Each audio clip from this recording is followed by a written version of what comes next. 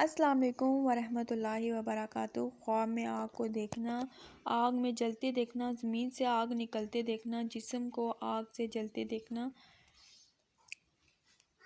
ان سب کی تعبیر جاننے کے لیے اس ویڈیو کو مکمل اینڈ تک ضرور دیکھیں، اور اگر آپ نے میرے چینل کو سبسکرائب نہیں کیا تو میرے چینل کو سبسکرائب کریں اور بیل آئیکن کو بھی ضرور پریس کر لیں تاکہ میری ہر آنے والی نئی ویڈیو آپ تک سب سے پہلے پہنچے۔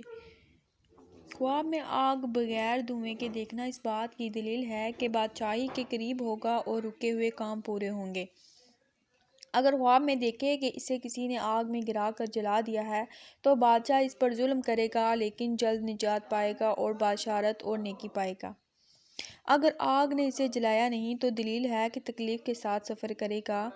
آگ کو بھڑکتا ہوا دیکھے تو تب سے بیمار ہوگا۔